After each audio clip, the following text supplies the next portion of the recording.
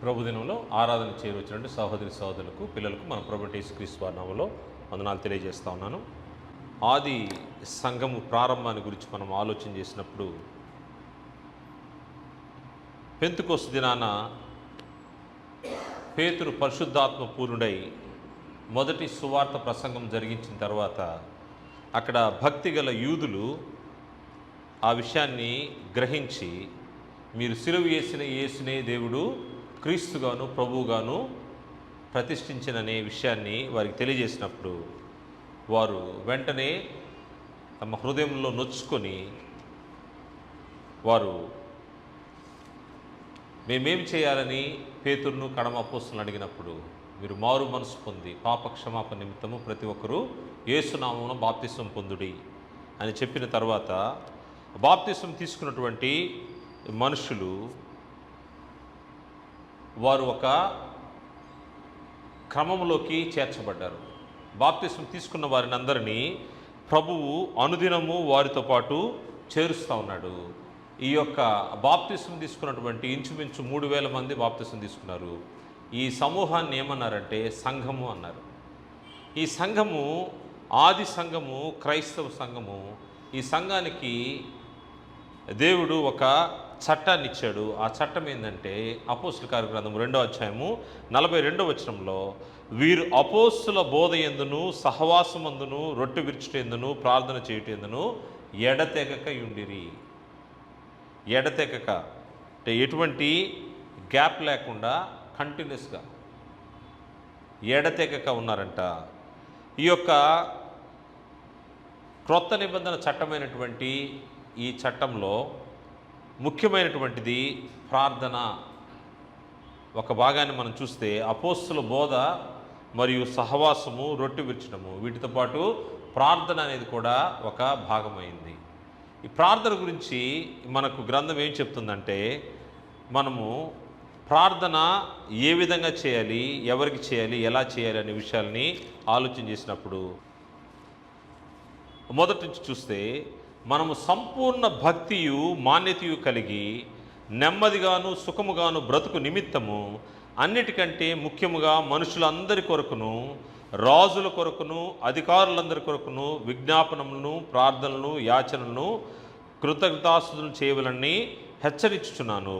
ఇది మంచిదియు మన రక్షకుడకు దేవుని దృష్టికి అనుకూలమైనదియునై ఉన్నది. దేవుని దృష్టికి అనుకూలమైనటువంటి కార్యక్రమము ప్రార్థన.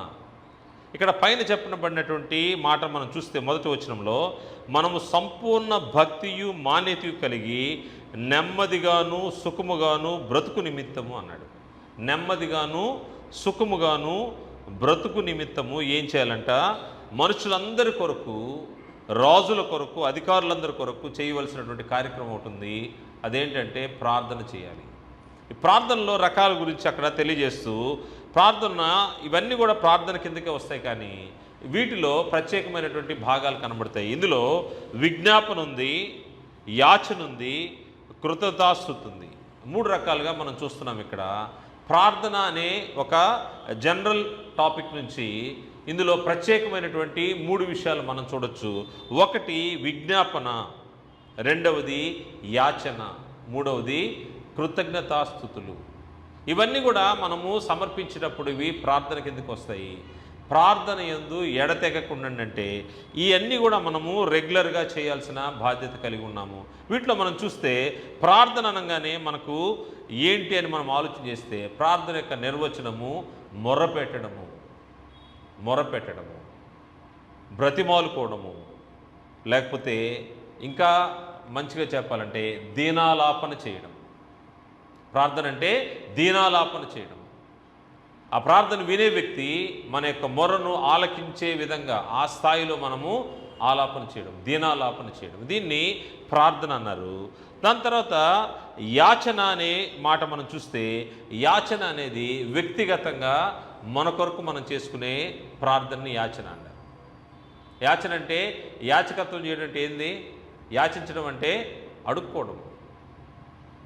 దేవుని ఎదుట నీ యొక్క ప్రతి అవసరతని దేవుని ఎదుట ఉంచడం అనేది తప్పు కాదు. దేవుని యాచించడము. ఈ యాచించడంలో మనం చూస్తే యాచన అనేది ఒకటి ఉంది. వ్యక్తిగతంగా నీకు నువ్వు చేసుకునే విన్నపాన్ని యాచన అంటారు. ఇది మనకు మాదిరి చూపించినటువంటి ప్రభువారు కూడా దీన్ని భూమి మీద ఉన్న దినాల్లో ఆయన జరిగించినట్టుగా మనకు కనబడుతుంది. హెబ్రీ పత్రిక 5వ అధ్యాయం 7వ వచనాన్ని చూస్తే, హెబ్రీ పత్రిక 5వ అధ్యాయం 7వ వచనంలో, శరీరధారి అయిన దినములలో మహారోదనములతోనూ కన్నీళ్లతోనూ తన మరణం నుండి రక్షింపగలవానికి ప్రార్థనలను యాచనలను సమర్పించి. క్రీస్తు ప్రభువారు ఏం చేశారంట? ప్రార్థనలు యాచనలు. యాచన అంటే ఆయన అడుక్కున్నాడు, దేవుని అడుగుతా ఉన్నాడు. ఏమని అడుగుతున్నాడంటే, ఎక్కడుండి అడుగుతున్నాడు? ఈ శరీరధారి అయిన దినముల్లో శరీరంలో ఉన్నాడు. శరీరంలో ఆయనకు తెలుసు రక్త మాంసములో ఏ మనిషి అయినా కానీ పాపంలోకి పడిపోయే అవకాశం ఉంది. ఈ శరీరంలో ఏ క్షణంలో అయినా కానీ పాపానికి గురయ్యే వాతావరణం ఉంది కనుక ఈ శరీరాన్ని జాగ్రత్తగా కాపాడుకోవాలి. దేవుడు ఇచ్చినటువంటి ఈ శరీరంలో ఆయన ఉంచిన ఆత్మ క్షేమంగా ఉండాలంటే శరీరం ద్వారానే ఆత్మకు పాపం అంటే పరిస్థితుంది కనుక ఏం చేయాలంటే ఈ శరీరాన్ని జాగ్రత్తగా కాపాడుకోవాలి. అందుకోసం ప్రభువారు ఆయన ఏం చేస్తున్నాడంట? దేవుని దగ్గర యాచన చేస్తున్నాడు. యాచన ఏమేం చేస్తున్నాడంటే, తన్ను మరణం నుండి రక్షింపగలవానికి, మరణం నుండి రక్షించగలిగేవాడు దేవుడు, ఆయన్ను ఈయనేం చేస్తున్నాడంట? యాచిస్తున్నాడు. యాచించి ఏం చేస్తున్నాడంటే, యాచనలు సమర్పించి భయభక్తులు కలిగి ఉన్నందున ఆయన అంగీకరింపబడారు. క్రీస్తు ప్రభువారు అంగీకరించబడ్డా అంటే ఈ భూమి మీద పాపం లేనివాడుగా జీవించడానికి గల కారణం ఏంటంటే, ఆయన అనునిత్యము ఆయన చేస్తున్న మాట ప్రార్థన ఏంటంటే, ఆయన దేవుని అడుక్కుంటా ఉన్నాడు. ఏమని అడుగుతున్నాడంటే, మరణం నుండి నన్ను తప్పించు అని అడుగుతాడు. మరణం అంటే ఈ దేహంలో పాపం ఏలకుండా చూడమని ఆయన కోరిక. దేవుని ఏమని ప్రార్థన చేస్తున్నాడు, ఏమని అడుగుతూ ఉన్నాడంటే, ఈ దేహంలో, నా దేహంలో పాపం ఏలకుండా ఉండాలి అనేది క్రీస్తు ప్రభువారి యొక్క ఉద్దేశమైంది. దానికోసం ఆయన ఏం చేస్తున్నాడంటే, ఆయన యాచన చేస్తున్నాడు. యాచనలు సమర్పించినందున మరియు భయభక్తులు కలిగి ఉన్నందున ఆయన అంగీకరింపబడిన. ఆయన కుమారుడు ఇండి తాను పొందిన శ్రమల వలన విధేయత నేర్చుకున్నాడు. క్రీస్తు ప్రభువారు మనకు మాదిరి చూపించాడు. ప్రార్థనలో ముఖ్యంగా యాచన ఏ విధంగా చేయాలి. వ్యక్తిగతమైనటువంటి ప్రార్థన ఇది. ఈ వ్యక్తిగతమైన ప్రార్థనలో నీవు నీ అవసరతలు, మరి ముఖ్యంగా ప్రభువారు చేసినటువంటి ప్రార్థనలాగా మన ప్రార్థనలు ఉండాలి. పాపము మన దేహానికి అంటకుండా ఉండాలని ఆ యొక్క ఉద్దేశంతో మనము ప్రార్థన చేయాల్సిన అవసరం ఉంది. దేవుని అడగాలి. అడిగినప్పుడు ప్రభువారు ఏ విధంగా ఈ భూమిపై జీవించారో మనం కూడా అదే విధంగా జీవించడానికి అవకాశం ఉంది. అలా కాకుండా మనము మన అవసరతల కోసము లేకపోతే ఇంకేదో ఎందుకంటే పరిశుద్ధాత్మ చెప్తా ఉన్నాడు, మీకు ప్రార్థన ఏ విధంగా చేయడం కూడా మీకు చేత కాదు. అందుకోసం ఆయన సహాయం చేస్తూ ఉంటాడంట. మనం ప్రార్థన చేసే విధానం మనకు తెలియదు. దానికోసము మనం ఏం చేయాలంటే, మనకు ముందుగా ప్రభువారు ఏ భూమి మీద ఎలా ఆయన ప్రార్థన చేశాడో, ఎలా అడిగాడో దాన్ని మనము చేయాల్సిన అవసరం ఉంది. ఎలా అడిగాడంట? మహారోదనతోనూ కన్నీళ్లతోనూ. మనం ఎప్పుడు మన అవసరతలకి రోధించి కన్నీళ్లు పెట్టి అడిగి ఉండము. దేనికోసం అడిగి ఉండము? ఒకవేళ మన అవసరతల కోసం అడుగుంటామేమో, ఏడ్చుంటామేమో, కానీ పాపం నుంచి తప్పించు అనేదానికి, మరణం నుంచి రక్షింపగలవానికి, మరణము పాపం నా దేహంలోకి అంటకుండా ఉండాలని ఎప్పుడు మనం రోదన చేసినటువంటి వాతావరణం అయితే లేదు. కానీ ప్రభువారు అయితే ఆ విధంగా ప్రార్థన చేశాడు. ఆ ప్రార్థన చేయడం వల్ల అది వ్యక్తిగతమైన యాచన. ఆయన అడుగుతూ ఉన్నాడు, అడిగి ఆయన నేర్చుకుంటా ఉన్నాడు. అదేవిధంగా ఈ ఉగ్రత నుంచి మనము తప్పించబడ్డానికి ఆయన ఇక్కడ మాత్రమే కాదు, ఆయన దైనందిన జీవితంలో కూడా ఆయనకి ఇది అలవాటైనటువంటి కార్యక్రమం ప్రార్థన చేయడం అనేది. లూకాసు వార్త మనం చూస్తే, లూకాసు వార్త 22వ అధ్యాయము 39వ వచనం నుండి పరిశీలన చేస్తే, ఆయన అలవాటుగా ఆయనకు ప్రార్థన చేసే ఒలీవల కొండకు వెళ్తూ ఉన్నాడు. వాడుక చొప్పున వెళ్ళే వాతావరణము క్రీస్తు ప్రభువారు వెళ్తూ ఉన్నారు. కానీ ఆ రోజు మాత్రం అది ప్రత్యేకమైన రోజు వెళ్ళేలాంటి రోజు కాదు అది. ఆయన ప్రత్యేకమైనటువంటి పరిస్థితుల్లో ఆయన ఈ మానవ జాతి యొక్క పాప భారాన్ని మోయడానికి వెళ్తున్నటువంటి పరిస్థితి. మనం 39వ వచనం చూస్తే, తరువాత ఆయన బయలుదేరి తన వాడుక చొప్పున ఒలీవల కొండకు వెళ్ళగా శిష్యులను ఆయన వెంట వెళ్ళిరి. ఆ చోటు చేరి ఆయన వారితో, మీరు శోధనలో ప్రవేశించుకున్నట్లు ప్రార్థన చేయడం చెప్పి వారి యొద్ద నుండి రాతివేత దూరం వెళ్ళి మోకాళ్ళుని తండ్రి, ఈ గిన్నె నా ఎదురు నుండి తొలగించుటకు నీ చిత్తమైతే తొలగించుము, ఆయనను నా ఇష్టము కాదు నీ చిత్తమే సిద్ధించునుగాక అని ప్రార్థించెను. ప్రభువారి యొక్క ప్రార్థన మానవ పాపాన్ని, భారాన్ని మోయలేని పరిస్థితిలో ఆయన ఈ యొక్క ప్రార్థన చేస్తూ ఉన్నాడు. రొటీన్ ప్రేయర్ కాదు, అది అలవాటుగా చేసే ప్రార్థన కాదు, కానీ ఇది ఆయన అడుగుతూ ఉన్నాడు, యాచన చేస్తున్నాడు. ఈ యాచన ఎటువంటిదంటే, తండ్రి, ఈ గిన్నె నా ఎదురు నుండి తొలగించుటకు నీ చిత్తమైతే తొలగించుము, తొలగించుటకు నీ చిత్తమైతే. దేవునికి అది ఇష్టమైతేనే, అంతేగాని నా చిత్తం కాదు. మన ప్రార్థనలు ఎలా ఉంటాయంటే, మనకు ఏది కావాలో వాటన్నిటిని అడిగేసి అది కావాలి దాన్ని చేయమని అడుగుతాము. కొందరైతే గొప్ప వారైతే ఏం చేస్తారంటే దేవుణ్ణే కమాండ్ చేస్తారు. In the name of Jesus I'm commanding అంటాడు, అంటే దేవుని శాసిస్తూ ఉంటాడు యేసునామంలో. యాచన శాసించకూడదు. యాచన అనేది నువ్వు బ్రతిమాలుకోవాలా, మొరపెట్టుకోవాలా, దేవుని సన్నిధిలో దీనాలాపన చేయాలి, కానీ కమాండ్ చేసేది కాదు. ఇది ఆయన ఏ విధంగా చెప్తున్నాడంటే, ఇది ఈ గిన్నె నా ఎదురుని తొలగించుటకు నీ చిత్తమైతే తొలగించుము, నా ఇష్ట ప్రకారము అయినను నా ఇష్టము కాదు నీ చిత్తమే సిద్ధించును గాక అని ప్రార్థించినప్పుడు పరలోకం నుండి ఒక దూత ఆయన కనబడి ఆయనను బలపరచెను. ప్రార్థన, యాచన జరిగించినప్పుడు, దేవుని సంకూలం మనము మొర్రపెట్టుకున్నప్పుడు మనకు జరిగే మేలు ఏంటంటే, దేవుని యొద్ద నుంచి నీకు క్షేమం వస్తుంది. ఇక్కడ ఏం జరిగింది, ప్రభువారికి పరలోకం నుండి ఒక దూత ఆయన కనబడి ఆయనను బలపరచను. నువ్వు యాచన, నువ్వు దేవుని సముఖంలో మొర్రపెడితే నీకు సమాధానం ఏ విధంగా వస్తుందంటే, దేవుని దగ్గర నుంచి నిన్ను బలపరిచే విధంగా దేవుని యొక్క సమాధానం నీకు అంతా ఉంటుంది. అందువల్ల క్రీస్తు ప్రభువారు చూపినటువంటి మాదిరి యాచనలో మనము దేవుని అడగడము. ఇక్కడ మనకు రెండో విషయం చూస్తే కృతజ్ఞతాస్తుతులు చెల్లించడం. కృతజ్ఞతాస్తుతులు ఎప్పుడు చెల్లిస్తామంటే, దేవుడు మనకు చేసినటువంటి మేలుల విషయంలో మనము కృతజ్ఞతలు చెల్లిస్తాం. దేవుడు చేసినటువంటి ప్రతి మేలుకి మనం ఉదయం నుంచి రాత్రి పడుకోబోయే వరకు, లేకపోతే మరలా తెల్లవారి లేచే వరకు, అంటే 24/7 దేవుడు చేసే ప్రతి విధమైన మేలుకు మనం ఏం చేయాలి, కృతజ్ఞత చెల్లించాలి. కృతజ్ఞతాస్తుతులు చెల్లించడం అనేది అది కూడా ప్రార్థనలో ఒక భాగమైంది. యాచనలు చూసాము, ఇప్పుడు కృతజ్ఞతాస్తుతులు చూస్తున్నాము. ఇదే లూకా సువార్త 22వ అధ్యాయంలో 19వ వచనాన్ని మనం పరిశీలన చేస్తే, పిమ్మట ఆయన ఒక రొట్టెను పట్టుకొని కృతజ్ఞతాస్తుతులు చెల్లించి దాన్ని విరిచి, ఇది వారికి ఇచ్చి, ఇది మీ కొరకు ఇయ్యబడుచున్న నా శరీరము, నన్ను జ్ఞాపకం చేసుకుని దీన్ని చేయడం చెప్పాను. ప్రభువారు ఏం చేస్తూ ఉన్నారు, రొట్టెను పట్టుకున్నాడు. ఆయన పట్టుకొని ఏం చేశాడంట, కృతజ్ఞతాస్తుతులు చెల్లించి దాన్ని విరిచి వారికిచ్చి, ఇది మీ కొరకు ఇవ్వబడుచున్న నా శరీరము. మనం కూడా ప్రభువారి యొక్క శరీరాన్ని, ప్రభువారి యొక్క బలలో, ఆయన యొక్క శిలువ మరణ సమాధి పునరుద్ధానాన్ని జ్ఞాపకం చేసుకుని ఆ ప్రభు బలలో మనము ఆ యొక్క ప్రభు బలను సమీపించినప్పుడు క్రీస్తు ప్రభువారి యొక్క శరీరాన్ని మనము తింటాము. ప్రభువారి యొక్క శరీరం కోసం మనం ఏం చేస్తాము, కృతజ్ఞతాస్తుతులు చెల్లిస్తాము. ఎందుకోసము, ప్రభువారి యొక్క శరీరము సిలువలో నలుగట్టబడిపోతే ఏం జరుగుతూ ఉంటుంది, మానవులకి పాపక్షమాపణ లేదు. సిలువలో ప్రభువారు మరణించకుండా ఉంటే మానవ పాపాలు క్షమించబడే వాతావరణం లేదు. దానికోసము ప్రభువారు చేసినటువంటి ఆ గొప్ప బలిని మనము జ్ఞాపకం చేసుకుంటూ ఉంటాం. దానికోసం ఏం చేస్తాము, దేవుడు మన కోసం ఏర్పాటు చేసినటువంటి ఆ ప్రభువారి యొక్క బలిని మనం జ్ఞాపకం చేసుకున్నప్పుడు, ప్రభువారి యొక్క దేహం కోసం, ఆ రొట్టె కోసం ఏం చేస్తాం, మనము కృతజ్ఞతాస్తుతులు చెల్లిస్తాం. దేవుడు చేసిన మేలది.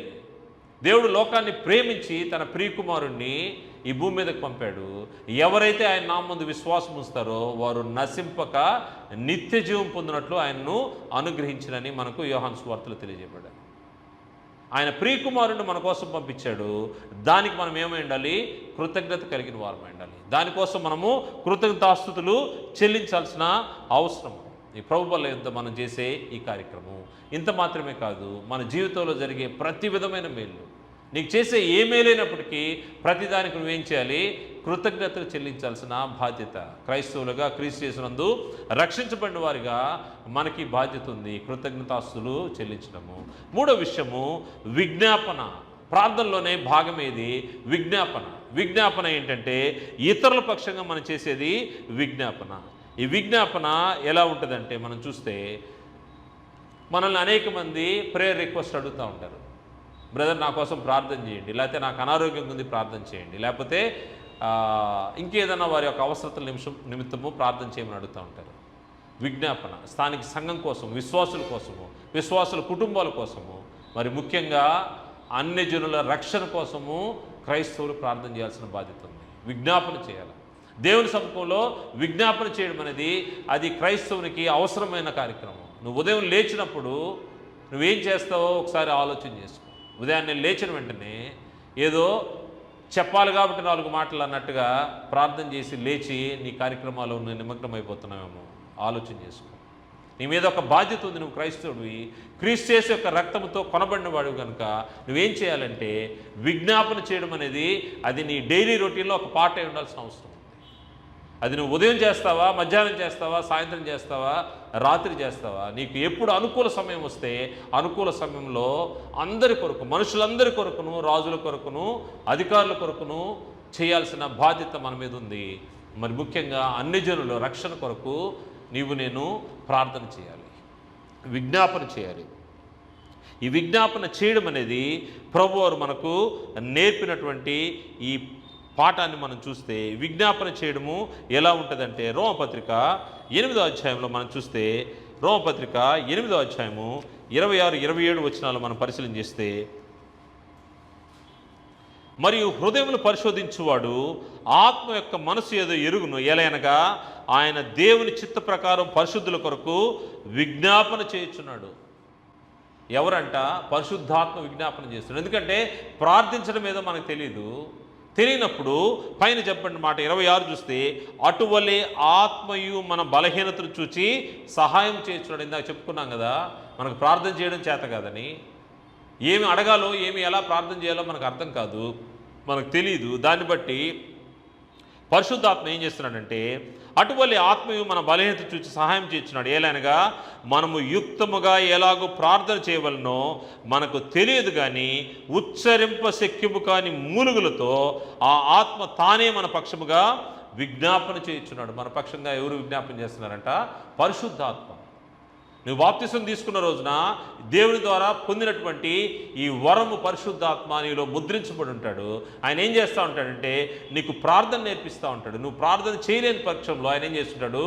నీ పక్షంగా మూలుగులతో ఎలా చేస్తాడంట? ఉచ్చరింప శక్యము కాని మూలుగులతో ఆయన నీ కొరకు నా కొరకు ఆయన ఏం చేస్తాడు? ప్రార్థన విజ్ఞాపన చేస్తూ ఉంటాడు. మరియు హృదయమును పరిశోధించువాడు ఆత్మ యొక్క మనసు ఏదో ఎరుగును, ఏలయనగా ఆయన దేవుని చిత్త ప్రకారము పరిశుద్ధుల కొరకు విజ్ఞాపన చేయుచున్నాడు. దేవుని ప్రేమించు వారికి అనగా ఆయన సంకల్పం చొప్పున పిలువబడిన వారికి మేలు కలుగుటకై సమస్తము సమకూడి జరుగుతున్నవని ఎరుగుదము. సమస్తము సమకూడి ఎవరికి జరుగుతాయంటే, ఎవరైతే కొత్త నిబంధన చట్టంలో భాగమైనటువంటి ప్రార్థనలో విజ్ఞాపన మనం చూస్తూ ఉన్నాము. విజ్ఞాపన ఎలా చేయాలంటే మనకు చేత కాదు, కానీ మన పక్షంగా ఇంకొక వ్యక్తి ఉన్నారు. ఆయన ఎవరు? ఆయన ఏం చేస్తున్నాడు? మన పక్షంగా విజ్ఞాపన చేస్తూ ఉన్నాడు.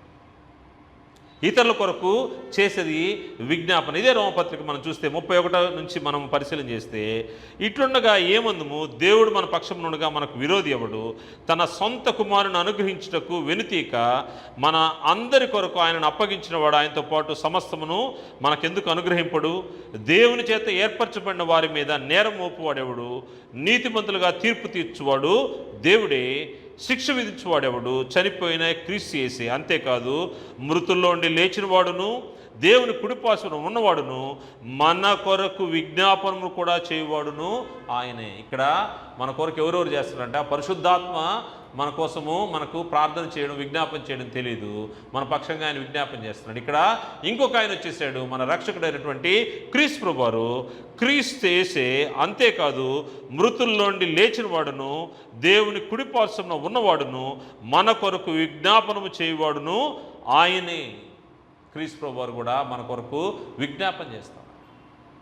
అందువల్ల ఈరోజు దేవుని కుడిపార్శ్వంలో ఉన్నటువంటి ప్రభువారు మన బలహీనతల యందు ఆయన ఏం చేస్తూ ఉన్నాడు? మనకు సహాయం చేయడానికి ఆయన విజ్ఞాపన చేస్తూ ఉన్నాడు. మనం ఏం చేయాలి? ఇతరుల కొరకు మనం కూడా ప్రార్థన చేయాలి. దాన్ని విజ్ఞాపన అంటారు. ఈ విజ్ఞాపన మనము చేసేటప్పుడు ఇతరుల యొక్క అవసరతలు ఎరిగి మనము విజ్ఞాపన చేయాల్సిన అవసరం ఉంది. ప్రభువారు చేసినటువంటి విజ్ఞాపనను మనం చూస్తే హెబ్రీ పత్రికలో మనం చూద్దాం. హెబ్రీ పత్రిక 7వ అధ్యాయము 25వ వచనం నుండి మనం చూస్తే 25వ వచనం 7వ అధ్యాయము 25వ వచనంలో ఇక్కడ ఒక వ్యక్తి విజ్ఞాపన చేస్తూ ఉన్నాడు. ఎవరి కోసము ఎలా విజ్ఞాపన చేస్తున్నాడో మనం చూస్తే ప్రభువారు చేసినటువంటి విజ్ఞాపనే ఈయన కూడా చేస్తున్నాడు. ఈయన ఎవరంటే స్టెఫను విజ్ఞాపన చూద్దాము తర్వాత. ముందుగా ప్రభువారి యొక్క విజ్ఞాపన చూద్దాం. 25వ వచనంలో ఈయన తన ద్వారా దేవుని ఎద్దుకు వచ్చువారి పక్షంన విజ్ఞాపన చేయుటకు నిరంతరము జీవించినాడు గనుక వారిని సంపూర్ణంగా రక్షించుటకు శక్తిమంతుడై ఉన్నాడు. ఎవరంట? క్రీస్తు ప్రభువారు. ఈయన తన ద్వారా దేవుని ఎద్దుకు వచ్చు వారి పక్షమున విజ్ఞాపన చేయుటకు, దేవుని కుడిపార్శ్వం నుండి ఎవరు విజ్ఞాపన చేస్తున్నారు? క్రీస్తు ప్రభువారు విజ్ఞాపన చేస్తున్నాడు. ఎవరు విజ్ఞాపన చేస్తున్నాడు? మన బలహీనతల్లో సహానుభవుడు, మనవలే ఆయన శోధించబడ్డాడు, మనవలే రక్తమాంసంలో ఉన్నాడు, కానీ ఆయన పాపము చేయనివాడుగా కనబడుతూ ఉన్నాడు. మనం ఏం చేయాలంటే మనకు రక్షకుడైన క్రీస్తు ప్రభువారు చూపిన మార్గం విజ్ఞాపన చేసే విషయంలో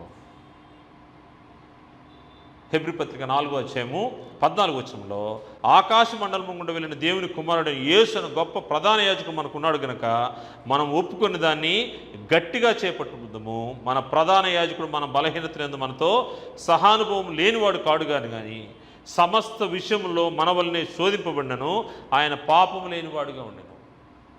క్రీస్తు ప్రభువారు ఆయన పాపం లేనివాడుగా ఉండి ఈరోజు ఏం చేస్తున్నాడు? దేవుని కుడిపార్శ్వము చేరి మన కొరకు విజ్ఞాపన చేస్తున్నాడు. ఆయన హింసించే వారి గురించి కూడా ఆయన ప్రార్థన చేస్తున్నాడు. ఇతరుల గురించి ప్రార్థన చేసేదాన్ని విజ్ఞాపన అన్నాము. విజ్ఞాపన ఏ విధంగా చేస్తున్నాడో చూస్తే ఈ యొక్క ఆయన్ను సిలువకు తీసుకెళ్తా ఉన్నారు. ఆయన చెప్తా ఉన్నాడు, తండ్రిని వేడుకుంటాడు, తండ్రి వీరేం చేయించున్నారు వీరెరుగను కనుక వీరిని క్షమించుమన్నాడు. నీ శత్రువుల ఎడల నువ్వు ప్రార్థన చేయగలిగే వాతావరణం నీకు ఉంటుందా? కేవలము మన స్థానిక సంఘము, లేకపోతే మన బంధువులు, మన స్నేహితులు, మనకు తెలిసిన వారు, లేకపోతే మనల్ని ప్రార్థన అవసరాలు కోరిన వారు వీరి కొరకేనా? కాదు, శత్రువుల కొరకు కూడా ప్రార్థన చేతను హింసించేవారిని.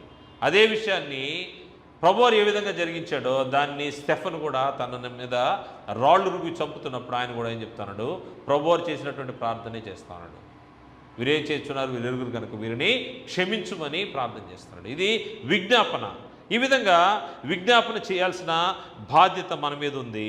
మనం చూస్తే పౌలు కూడా ఈ యొక్క సంఘము కొరకు మరియు ఆయన పరిచర్య జరిగేటువంటి స్థలాల్లో ఆయన తిరుగుతున్నప్పుడు వారి కొరకు విజ్ఞాపన చేసినటువంటి సందర్భం మనకు కనబడుతుంది. ఎఫ్ఎస్సి సంఘం గురించి ఆయన తెలియజేస్తే ఎఫ్ఎస్సి పత్రిక 3వ అధ్యాయంలో ఎఫ్ఎస్సీల కోసం ఆయన ఏ విధంగా ఆయన విజ్ఞాపన చేస్తున్నాడో మనం చూస్తే 3వ అధ్యాయం 14వ వచనం చూస్తే ఈ హేతువు చేత పరలోకమందును భూమి మీదను ఉన్న ప్రతి కుటుంబమునకు ఏ తండ్రిని బట్టి కుటుంబాన్ని పిలువబడుచున్నదో ఆ తండ్రి ఎదుట నేను మోకాళ్ళుని మీరు అంతరంగ పురుషుని యందు శక్తి కలిగి ఆయన వలన బలపరచబడినట్లుగా క్రీస్తు మీ హృదయములో విశ్వాసము ద్వారా నివసించినట్లుగాను తన మహిమైశ్వర్యం చొప్పున మీకు దయచేయవలని మీరు దేవుని సంపూర్ణత యందు పూర్ణులుగాను ప్రేమ యందు వేరుపారి స్థిరపడి సమస్త పరిశుద్ధులతో కూడా దాని వెడల్పు పొడుగు లోతు ఎత్తో గ్రహించుకున్నట్టుకును జ్ఞానమునకు మించిన క్రీస్తు ప్రేమను తెలుసుకుంటకు తగిన శక్తి గలవారు కావాలనని ప్రార్థించుచున్నాను. సంఘం గురించి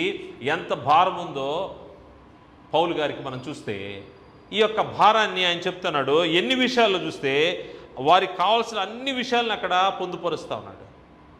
ప్రేమ విషయంలో సంపూర్ణంగా ఉండాలని, పరిశుద్ధతలో ఉండాలని, ఆ యొక్క దాని యొక్క వెడల్పు లోతు ఎత్తు ఎంతో గ్రహించాలని, దేవుని యొక్క జ్ఞానాన్ని మరియు శక్తిని పొందాలని స్థానిక సంఘము ఈ విధంగా తయారవ్వాలనేది పౌలు గారి యొక్క ఉద్దేశం. దానికోసం ఏం చేస్తున్నాడంట? ప్రార్థన చేస్తున్నాడు. ఈ ప్రార్థన ఏమన్నా మనం విజ్ఞాపన, ఇతరుల కొరకు ప్రార్థన చేసేదాన్ని విజ్ఞాపన అన్నాము.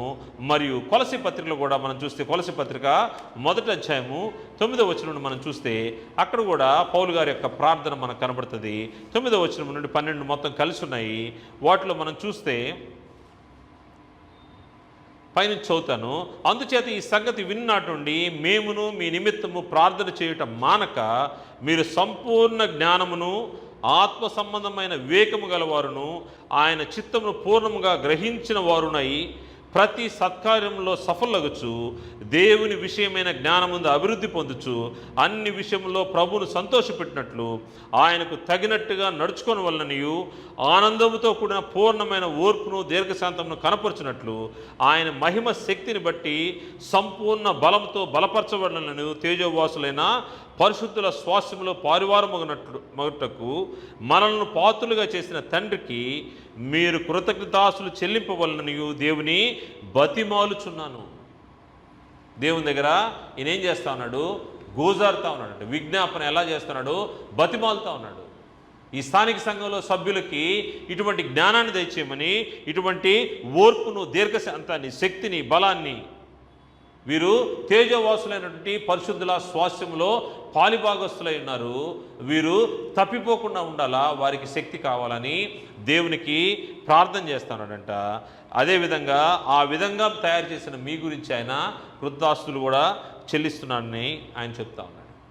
ఈ విధంగా ప్రార్థన చేయడం అనేది క్రైస్తవుని యొక్క జీవితంలో భాగమైపోయింది. మనం చూసే 3 విషయాలు. ఒకటి యాచన, కృతజ్ఞత మరియు విన్నపము. ఇవన్నీ కూడా ప్రార్థన కిందకు వస్తాయి. ఇవి దీనాలాపన చేయడము, బతిమాలుకోవడము అని మనము ఆలోచన చేశాము. క్రైస్తవుడు తప్పకుండా ఈ యొక్క కార్యక్రమం జరిగించాల్సిన అవసరం ఉంది. మరి ముఖ్యంగా స్థానిక సంఘము ప్రార్థనలో ఎక్కువ సమయం గడపాల్సిన అవసరం ఉంది. దానికి స్థానిక సంఘం యొక్క ప్రార్థన దేవుడు ఎంత బాగా వింటాడనే దాన్ని అనేక ఉదాహరణలు మన గ్రంథంలో కనబడతాయి. ఆది సంఘంలో ఆయన చేసినటువంటి అద్భుతమైన కార్యాలు, మిరాకిల్స్ మనం చూస్తే వాటన్నిటి కారణము స్థానిక సంఘం యొక్క ప్రార్థన. స్థానిక సంఘం ఎంత గట్టిగా ప్రార్థన చేస్తే, ఎంత బాగా ప్రార్థన చేస్తే, ఎంత ఓర్పుతో ప్రార్థన చేస్తే అక్కడ మిరాకిల్స్ జరిగే పరిస్థితి మనకు కనబడుతుంది. మనం చూస్తే పేతురు గారు చెరసాల్లో ఉన్నాడంట. అపోస్తలుల కార్య గ్రంథము 12వ అధ్యాయంలో ఈ యొక్క సంఘటన మనకు కనబడుతుంది. పేతురు గారు చెరసాల్లో ఉన్నాడు. చెరసాల్లో ఉన్నప్పుడు ఏం జరుగుతుందంటే సంఘము ఆసక్తితో ప్రార్థన చేస్తూ ఉందంట. సంఘము ఎలా చేస్తూ ఉంది? ఆసక్తితో ప్రార్థన చేస్తుంది. 1వ వచనం నుండి 12వ అధ్యాయము. దాదాపు అదే కాలం ముందు రాజైన హేరోదు సంఘపు వారిలో కొందరిని బాధ పెట్టుటకు బలాత్కారంగా పట్టుకొని యోహాను సహోదరుడైన యాకోబును ఖడ్గముతో చంపించాను. సంఘము విలవిల్లాడిపోతూ ఉంది. సంఘంలో మెయిన్ పిల్లర్ అయినటువంటి ఒక వ్యక్తిని అక్కడ రాజు చంపించేశాడు. అటువంటిప్పుడు ఎటువంటి పరిస్థితి? ఏం జరుగుతూ ఉంది? అక్కడ ఇబ్బందికరమైన వాతావరణం ఉంది. ఇది యూదులకు ఇష్టమైన కార్యమని తెలుసుకుని పేతురును కూడా పట్టుకుని ఆ దినములు పులియని రొట్టెల పండుగ దినములు అతన్ని పట్టుకుని చెరసాల్లో వేయించి పస్కా పండుగైన పిమ్మట ప్రజల వద్దకు అతని తేవలను ఉద్దేశించి అతనికి కావలింటకు 4 చతుష్టములను సైనికులు అతనికి అప్పగించను. ఇటువంటి పరిస్థితి. పేతుర్ని చెరసాల్లో పెట్టేశారు, జైల్లో పెట్టేశారు. పెట్టేసి ఆయన కాపలాగా, తప్పించుకుని పోకుండా కాపలాగా పెట్టేస్తున్నారు.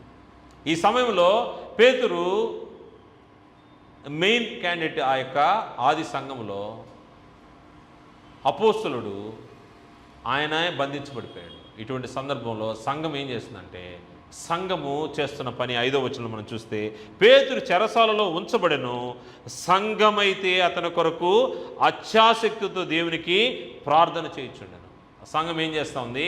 అత్యాసక్తితో దేవునికి ప్రార్థన. ఈరోజు స్థానిక సంఘం ద్వారా జరిగే ప్రతి ప్రార్థన, ఆ ప్రార్థన ఎంత శక్తివంతమైందో మనకు కనబడుతూ ఉంది. దాని తర్వాత పేతురు చెరసాల నుంచి విడిపించబడ్డము, దూత అతనికి సహాయం చేయడం, ఇవన్నీ కూడా మనకు తర్వాత కనబడతాయి. అంటే స్థానిక సంఘము ప్రార్థన అంతా బలమైందని మనము ఆలోచన చేయాల్సిన అవసరం ఉంది. పేతుర్ని చెరసాల నుంచి విడిపించడానికి వారు ప్రార్థన చేశారు. అదేవిధంగా అపోస్తలుల కార్య గ్రంథం 16వ అధ్యాయంలో మరొక సంఘటన ఉంది. పౌలు శీలలు కూడా బంధించబడ్డారు. బంధించబడినప్పుడు వారి కొరకు కూడా సంఘము ప్రార్థన చేస్తూ ఉంది. 16వ అధ్యాయము 23వ వచనం చూస్తే వారు చాలా దెబ్బలు కొట్టి వారిని చెరసాల్లో వేసి భద్రముగా కనిపెట్టవాలని చెరసాల నాయకునికి ఆజ్ఞాపించిరి.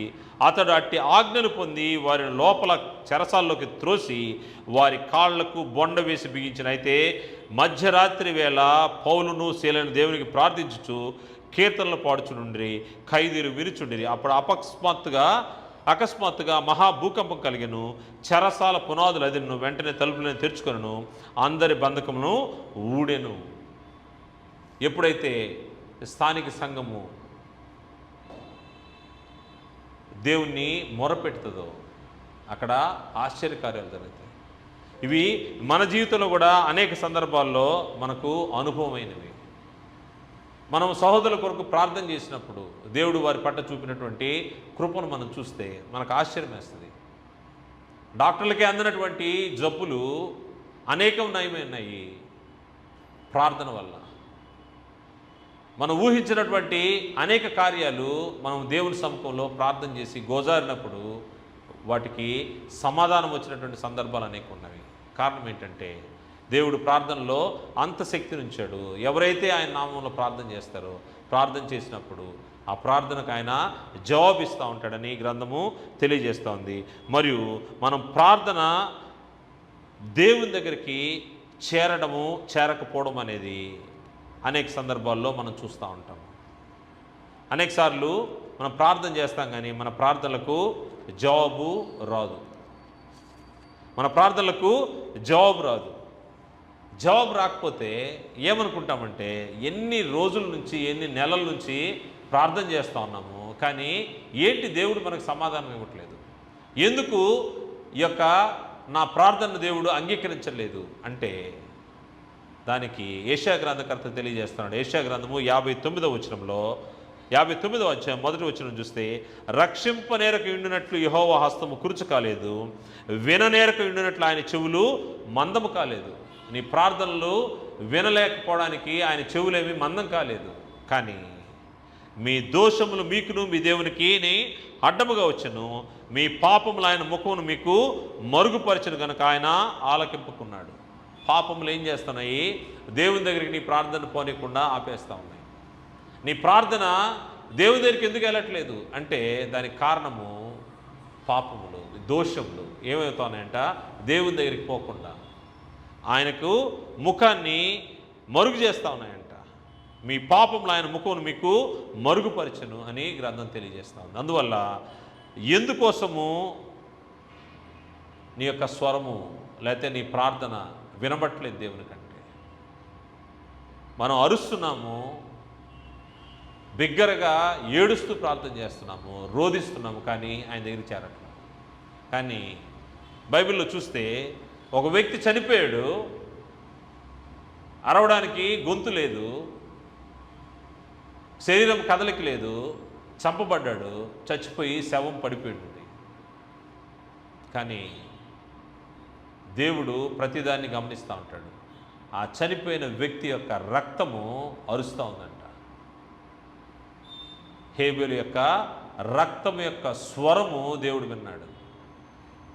హేబెలు యొక్క రక్తం యొక్క స్వరాన్ని దేవుడు వింటే నీ ప్రార్థన ఎందుకు వినడు? నీ ప్రార్థన వినకపోవడానికి గల కారణము దోషములు, పాపములే. దాన్ని బట్టే దేవుడు నీకు ఆన్సర్ ఇవ్వట్లేదని జ్ఞాపకం చేసుకోవాలి. ఆదికాండంలో మనం చూస్తే ఆదికాండము 4వ అధ్యాయం 12వ వచనంలో ఈ యొక్క సంఘటన కనబడుతుంది. హేబెలు యొక్క రక్తము యొక్క స్వరము దేవుడు వింటా ఉన్నాడు. 4వ అధ్యాయము 12వ వచనాన్ని చూస్తే, నీవు నేలను సేద్యపరిచినప్పుడు అది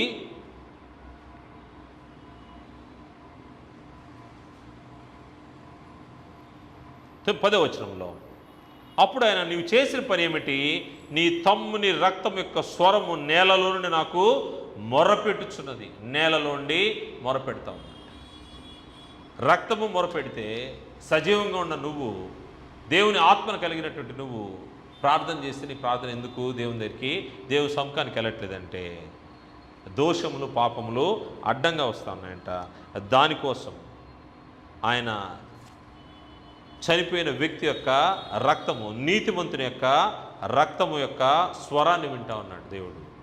అందువల్ల నీ స్వరాన్ని కూడా వింటాడు. నీ క్రియలు నీతివంతంగా ఉన్నాయో లేదో పరీక్షించుకోవాల్సినటువంటి అవసరం. మరియు కీర్తన గ్రంథం చూస్తే, కీర్తన 102వ కీర్తనలో మనం చూస్తే 102వ కీర్తన 17వ అధ్యాయం చూస్తే, ఆయన దిక్కులేని దరిద్రుల ప్రార్థన నిరాకరింపక వారి ప్రార్థన వైపు తిరిగి ఉన్నాడు. దిక్కులేని వారి యొక్క ప్రార్థనను వింటా ఉన్నాడంట. అందువల్ల దేవుడు ప్రార్థన వినకుండా పోయేదైతే లేదు, కానీ దేవునికి వినబడకుండా నీ ప్రార్థనకు అడ్డు వస్తూ ఉంది. ఆ అడ్డు ఏంటంటే, ఆ అడ్డు నీ యొక్క పాపములు, నీ యొక్క దోషములు. ఇప్పుడు మనం ఆలోచన చేస్తే ప్రార్థన చేయాలని మనకు బాధ్యత ఉంది. ప్రార్థన చేసే విషయంలో ప్రార్థన దేవుని దగ్గరికి వెళ్లకుండా అడ్డుకునే వాతావరణం కూడా ఉంది.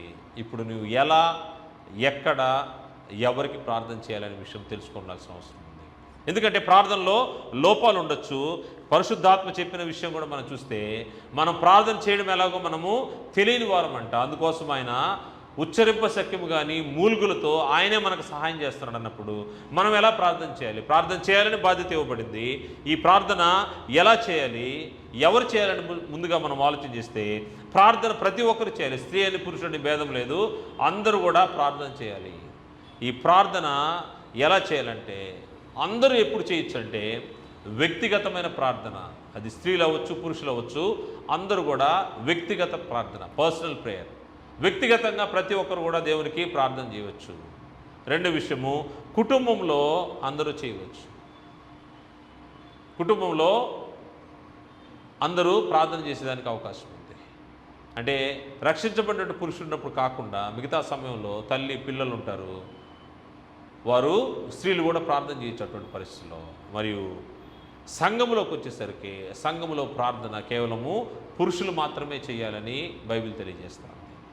ఈ విధంగా సమాజంగా కూడుకున్నప్పుడు పురుషులు మాత్రమే ప్రార్థన చేయాలని గ్రంథం తెలియజేస్తుంది. తిమోతికి రాసినటువంటి మొదటి పత్రిక 2వ అధ్యాయం మనం చూస్తే, అపోస్తలుడు పౌలు గారు తిమోతికి రాసిన మొదటి పత్రిక 2వ అధ్యాయము 8వ వచనం చూస్తే, కావున ప్రతి స్థలమందును పురుషులు కోపమును సంశయం లేని వారి పవిత్రమైన చేతులెత్తి ప్రార్థన చేయవలని కోరుచున్నాను. పవిత్రమైన చేతులెత్తి. పురుషులు కూడా, వారికి కూడా అక్కడ క్లాజ్ పెట్టాడు. అపవిత్రమైన చేతులెత్తి నువ్వు ప్రార్థన చేస్తే కూడా ప్రార్థన అంగీకరించాడు. కారణం ఏంటంటే, దేవునికి నీకు మధ్య ఏముంది? అక్కడ నీ దోషాలు వచ్చేసినాయి. అపవిత్రమైన చేతులు. పవిత్రమైన చేతులెత్తి ప్రార్థన చేయాలి. పురుషులకి చెప్పాడు, మరియు పురుషుల్లో కూడా పవిత్రమైన చేతులెత్తి ప్రార్థన చేయమన్నాడు. పవిత్రంగా, అపవిత్రంగా నీ చేతులు ఉన్నాయంటే నువ్వు ప్రార్థన చేయడానికి అర్హుడు కావు అని అర్థం. అంటే నువ్వు క్వాలిఫై కాలేదు, లేకపోతే నీ ప్రార్థన దేవుడు అంగీకరించడు, అక్కడ దాకే ఆగిపోద్ది. అందుకోసము పవిత్రమైన చేతులెత్తి ప్రార్థన చేయవాలని కోరుచున్నాను. ఇది పురుషులకు మాత్రమే. సంఘములో వ్యక్తిగతంగా చేసుకునే ప్రార్థన స్త్రీ పురుషులు చేయొచ్చు. కుటుంబంలో స్త్రీ బిడ్డలు ఉండేటప్పుడు స్త్రీలు ప్రార్థన చేయొచ్చు. పురుషులకి సంఘములో అయితే పురుషులు మాత్రమే ప్రార్థన చేయాలా. కారణం ఏంటంటే, కింద చెప్పబడిన మాట 12వ వచనంలో, స్త్రీ మౌనముగా ఉండవలసిందే కానీ ఉపదేశించుటకైనను పురుషుల మీద అధికారం చేయటకైనా ఆమెకు సెలవీయను అంటాడు. స్త్రీ మౌనంగా ఉండాల్సిన అవసరం ఉంది. సంఘంలో స్త్రీ మౌనంగా ఉండాలి. స్త్రీ ప్రార్థన చేయడానికి వీల్లేదు ఇక్కడ. మరియు దానికి వివరణ కూడా ఇస్తూ, మొదట ఆదామును తర్వాత హవ్వయు నిర్మింపబడరు కారా, మరియు ఆదాము మోసపరచబడలేదు కానీ స్త్రీ మోసపరచబడి అపరాధములో పడెను. ఎందుకు స్త్రీకి ఆయన ఈ యొక్క అధికారం ఇవ్వలేదంటే, కారణము ఆమె మోసపోయింది కనుక.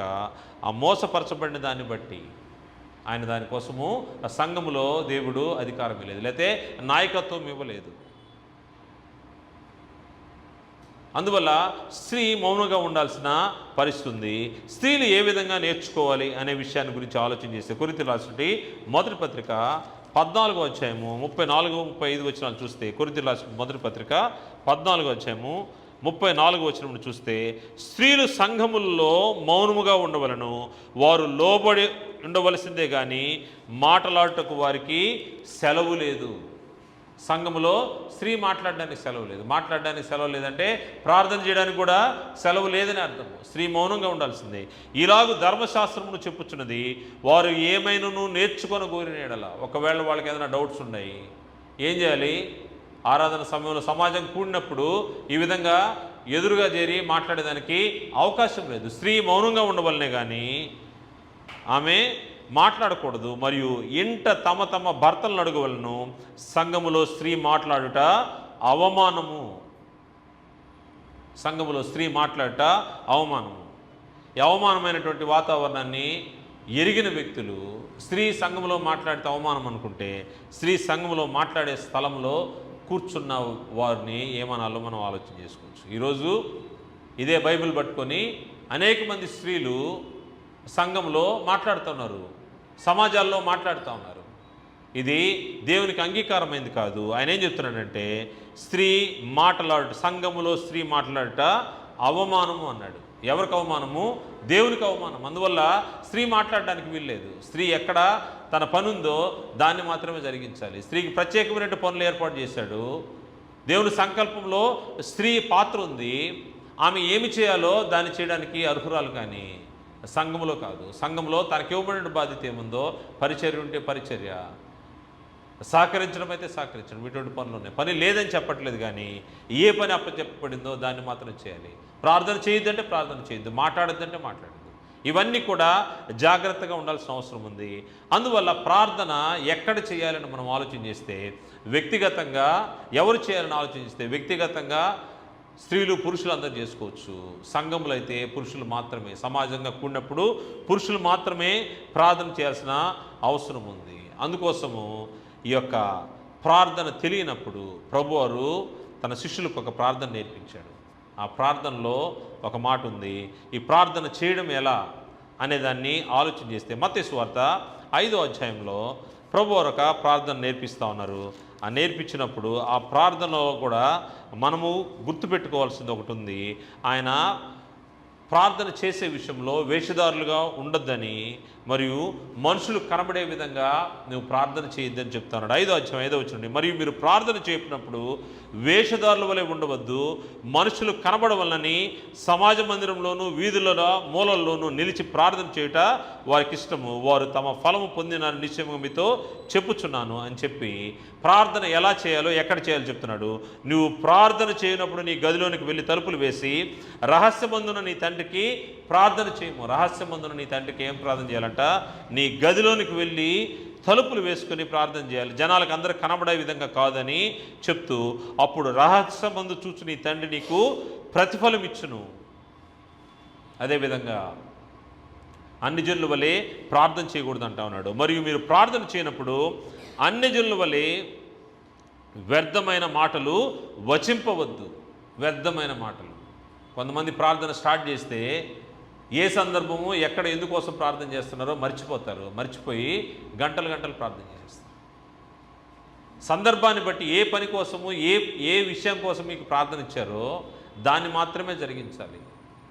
ప్రారంభ ప్రార్థన ఇచ్చారా? ప్రభు దినంలో ప్రారంభ ప్రార్థన చేయాలి. ముగింపు ప్రార్థన ఇచ్చారా? ముగింపు ప్రార్థన చేయాలి. వాక్యం కోసం ప్రార్థన ఇచ్చారా? వాక్యం కోసం ప్రార్థన చేయాలి.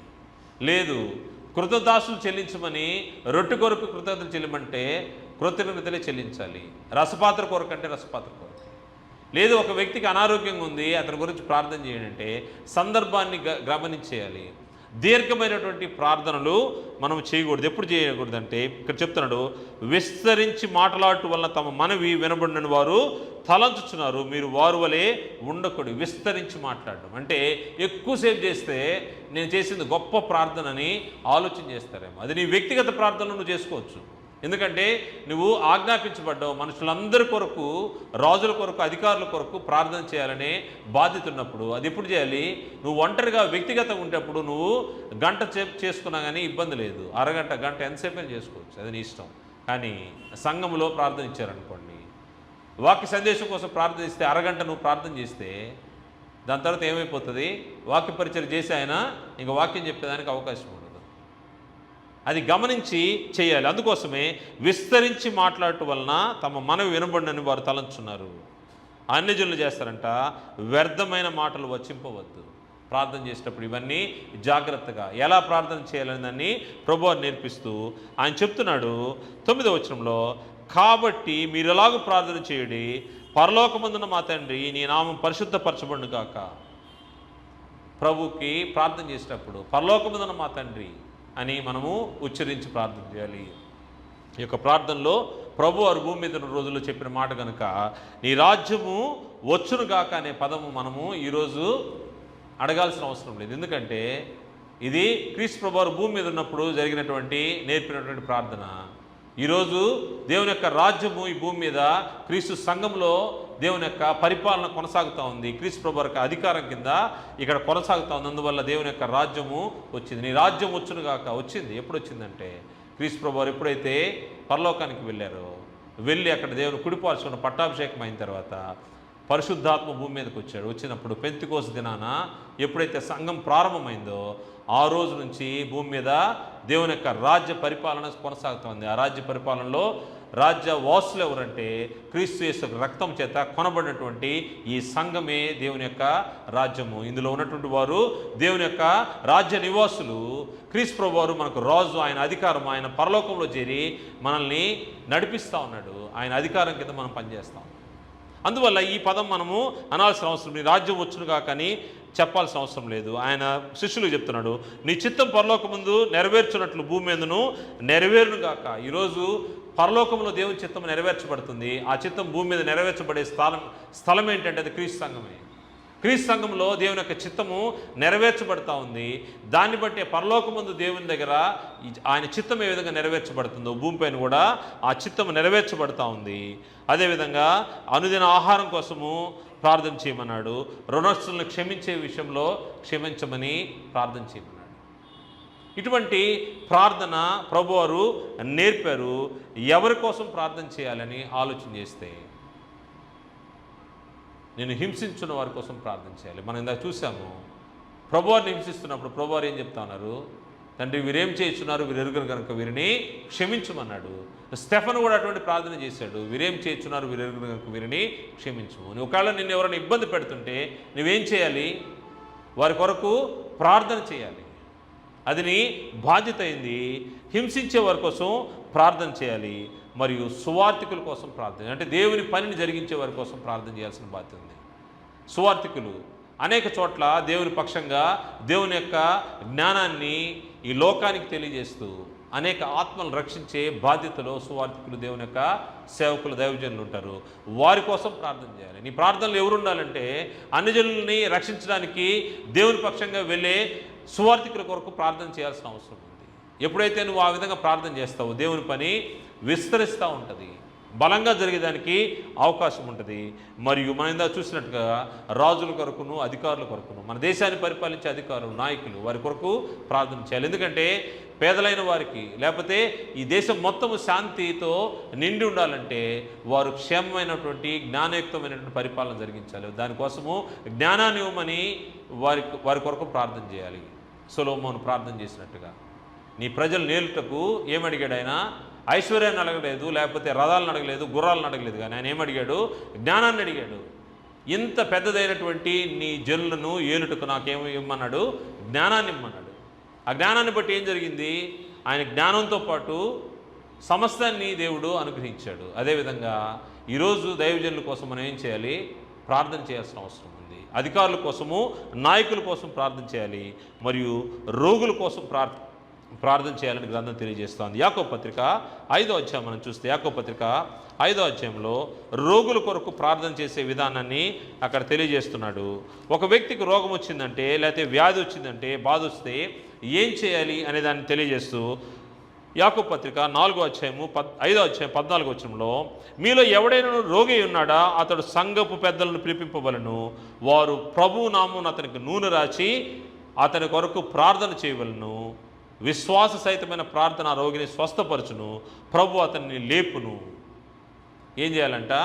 స్థానిక సంఘంలోంచి పెద్దలను పిలిపించాలి. పెద్దలను పిలిపించి వారి చేత ప్రార్థన చేయాలి. వారు ఏం చేస్తారంటే వారు నూనె రాసి ప్రార్థన చేస్తారు. నూనె రాసి అంటే మనకు దొరికే కొబ్బరి నూనె కాదు, కొబ్బరి నూనె డబ్బాలు పెట్టి దాన్ని ప్రార్థన చేసి ప్రేరాలని అమ్ముకునే వాతావరణం ఉంది. ఇది ఆ ప్రార్థన, అది కాదు, ఆయిల్ కాదు. ఇక్కడ ఆ రోజుల్లో ప్రతిదానికి ఆలివ్ ఆయిల్ రాసేవాళ్ళు. అంటే నూనె రాయడం అంటే ఆయింట్మెంట్ అనుకోండి, అంతేగాని ప్రేయర్ ఆయిల్ అని ప్రత్యేకంగా ఏముండదు. ప్రేయర్ ఆయిల్ అమ్ముకునే దానికి తప్పితే అది వ్యాపారం తప్పితే అది దేవుని చిత్తం కాదు. ఈరోజు లోకంలో కర్చీఫులు, అరటిపండ్లు, దాని తర్వాత ఏదేస్తే అది మార్కెట్లో ఏ వస్తువు దొరికితే ఆ వస్తువుని అమ్ముకునేదానికి దానికి దేవుడి పేరు చెప్పేసి అమ్ముతా ఉన్నారు. అది కాదు. కానీ ఇక్కడ చెప్పిన అతనికి నూనె రాచి అంటే అతనికి మందు రాచి అని అర్థం.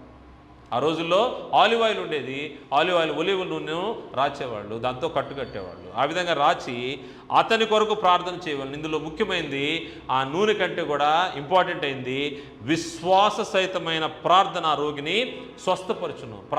ప్రార్థనలో శక్తి ఉంది. విశ్వాసహితమైన ప్రార్థన ఆ రోగిని స్వస్థపరచును.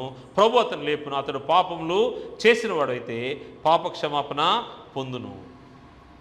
కారణం ఏంటంటే కింద ఆ ప్రార్థన చేసే వ్యక్తి ఎటువంటి వ్యక్తితో కింద తెలియజేస్తున్న 16వ వచనంలో, నీతిమంతుని విజ్ఞాపన మనఃపూర్వకమైనది బహు బలము గలదై ఉండను. ఎందుకు స్థానిక సంఘ పెద్దల్ని, దేవుని దైవ సేవకుల్ని, సువార్థికులు పిలిచి ఎందుకు ప్రార్థన చేయించుకోవాలంటే దానికి కారణం ఇది. నీతిమంతుని విజ్ఞాపన మనఃపూర్వకమైనది బహు బలము గలదై ఉండను.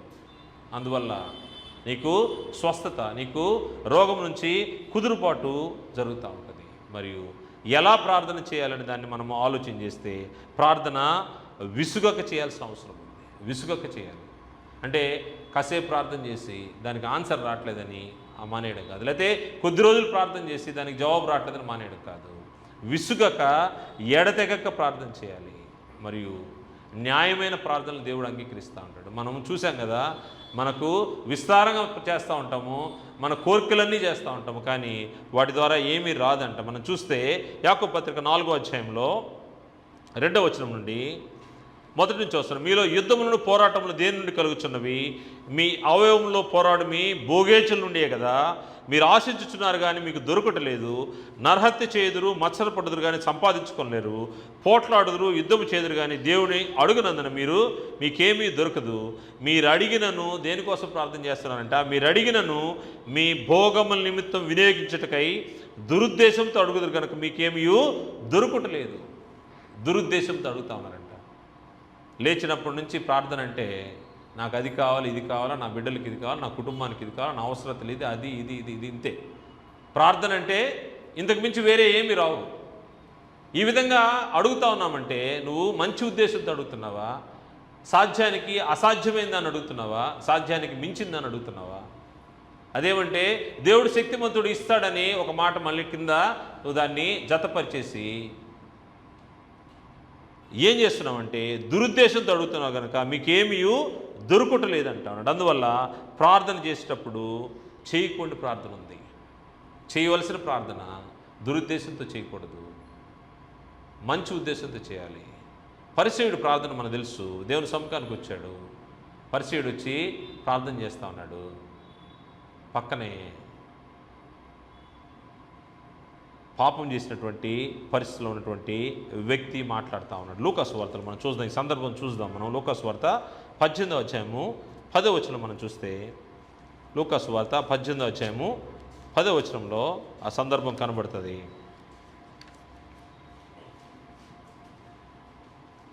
తామే నీతిమంతులమని తమ నమ్ముకుని ఇతరులు తృణీకరించు కొందరు తాయని ఉపమానం చెప్పాను. ప్రభువారు ఈ ఉపమానం చెప్తున్నాడు. ప్రార్థన చేయడానికి 2 మనుషులు దేవాలయానికి వెళ్ళిరి. ఒకడు పరిసయ్యుడు మరియు ఒకడు సుంకరు. 2 వ్యక్తులు ఇక్కడ ఉన్నారు. పరిసయ్యుడు ఉన్నాడు, సుంకరు ఉన్నాడు.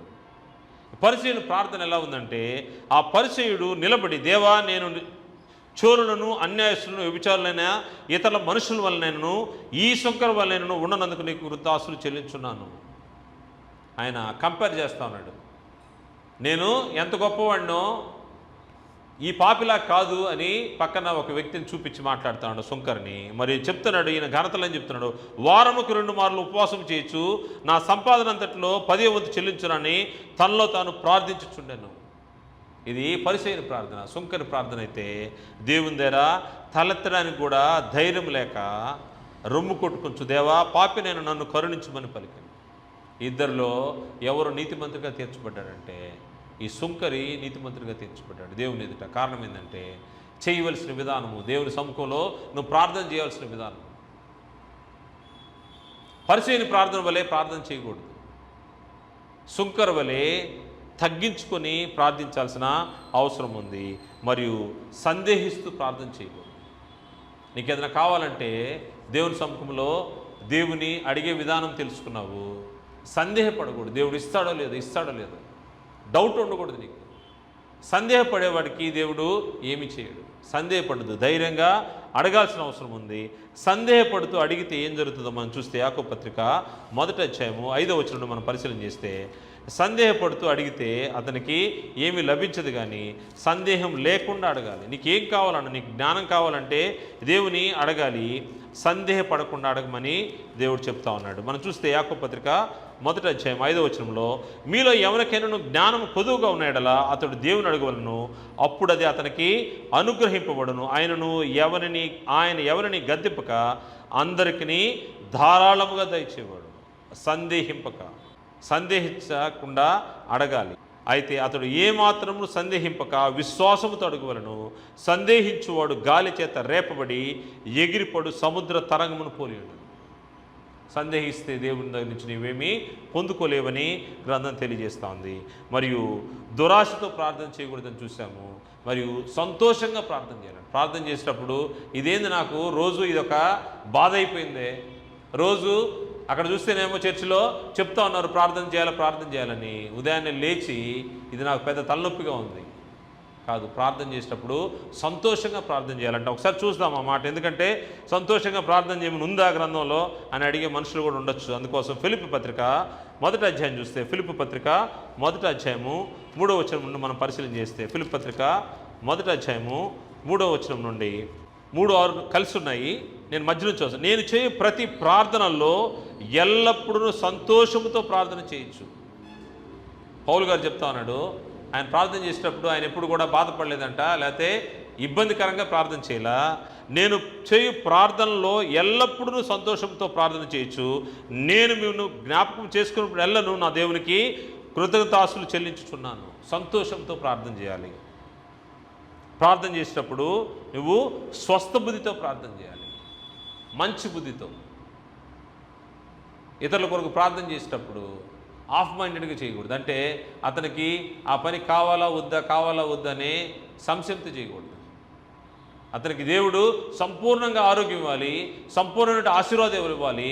అది నీవు మనస్ఫూర్తిగా చేయాల్సిన అవసరం ఉంది. ఇది మంచి బుద్ధితో చేయాలి, స్వస్థ బుద్ధితో ప్రార్థన చేయాలి. ఎందుకంటే నీతిమంతుల ప్రార్థన వైపు దేవుడు చూస్తూ ఉంటాడు.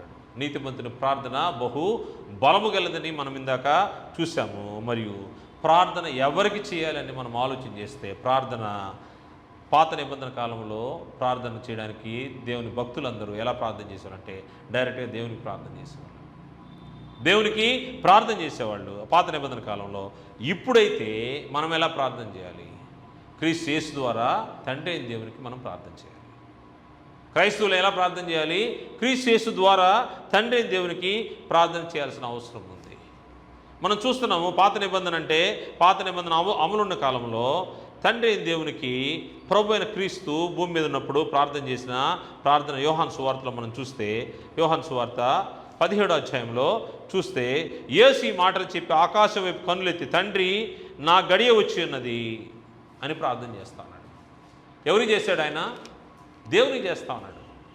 ఈరోజు క్రైస్తవులు ఎవరికి చేయాలని ఆలోచన చేస్తే, కొలస్సీ పత్రిక 3వ అధ్యాయము 17వ వచనంలో మనం చూస్తే, కొలస్సీ పత్రిక 3వ అధ్యాయం 17వ వచనంలో, మరియు మాట చేత కానీ క్రియ చేత కానీ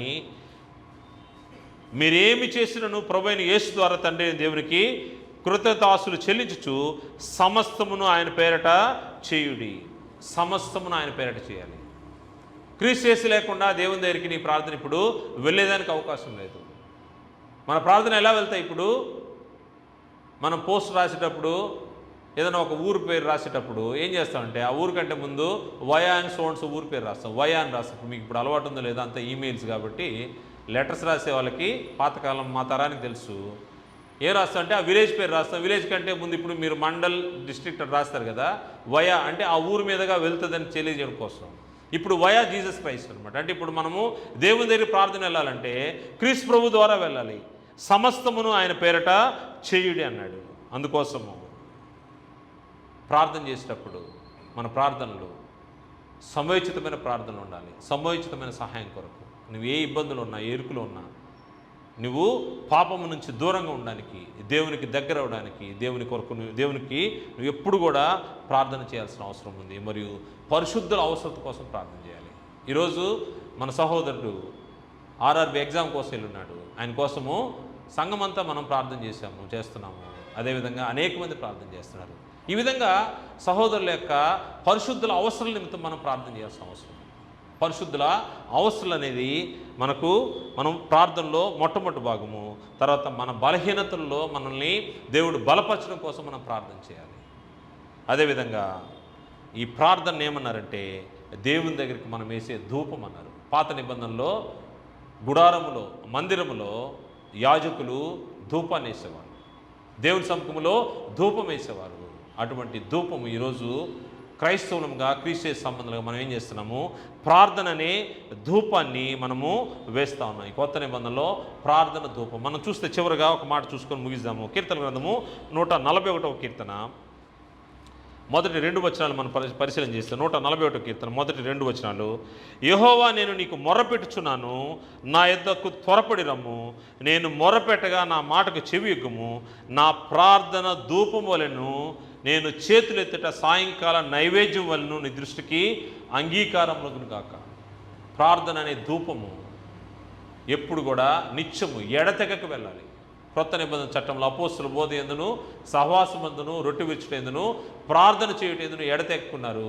ఈ ప్రార్థన అనే ధూపము క్రైస్తవుల దగ్గర నుంచి నిత్యము దేవుని సముఖానికి వెళ్ళాల్సిన అవసరం ఉంది. అది ఎలా ఉండాలంటే, నా ప్రార్థన ధూపం వలన, నేను చేతులెత్తట సాయంకాలం నైవేద్యం వలన ఎవరికి అంగీకారం ఉండాలంట, నీ దృష్టికి అంటే దేవుని దృష్టికి అంగీకారములుగా ఉండే విధంగా మన ప్రార్థన ఉండాల్సిన అవసరం. మనం చూసాం ఈరోజు అనేక విషయాలు. ప్రార్థన అంటే దీనాలాపన, మొర, దేవుని బ్రతిమాలుకోవడం. దాంట్లో విజ్ఞాపన ఉంది, యాచన ఉంది, మరియు కృతజ్ఞతాస్తుతులు ఉన్నాయి. దాని తర్వాత ఎవరికి చేయాలి, ఎలా చేయాలి. ప్రార్థన దేవుని సముఖానికి చేరకపోవడానికి గల కారణము మన యొక్క అపరాధములు, మన యొక్క దోషములు, మన యొక్క పాపములని మనం గ్రహించాము. నీతిమంతుని ప్రార్థన బహుబలము గలదై దేవుని సముఖానికి వెళ్తుంది. అందువల్ల ప్రార్థన చేసేటప్పుడు రోగికి ఏ విధంగా ప్రార్థన చేయాలి, పరిశుద్ధుల కొరకు ప్రార్థన చేయాలి, ఏ విధంగా మనం ప్రార్థన చేయాలో, ఎవరికి ప్రార్థన చేయాలో, వేటి కొరకు ప్రార్థన చేయాలో మనము గ్రంథంలోంచి అనేక విషయాలు పరిశీలన చేశాము. ప్రార్థనలో మనము ఎడతెగక ఉండాల్సిన బాధ్యత ఉంది. అదేవిధంగా ఈ ప్రార్థనను పాపానికి దూరంగా ఉండడానికి, మరణం నుండి తప్పింపగలవానికి క్రీస్తు ప్రభువు చేసినటువంటి ప్రార్థనలు, యాచనలు సమర్పించినట్టుగా మనం కూడా ప్రార్థనలు, యాచనలు సమర్పించి పాపానికి దూరంగా ఉండి మనం ఈ భూమిని దాటుకుంటే మనము నిత్యత్వంలో దేవునితోనే, ఆయన కుమారునితోనే ఉండే ఆ భాగ్యస్థితిలోకి వెళ్తాం కనుక అటువంటి స్థితిలోకి వెళ్ళడానికి మనమందరం సిద్ధపడాలని ప్రభుపేట మనం చేస్తూ ముగిస్తున్న అందరికీ వందనాలు తెలియజేస్తా ఉన్నాను.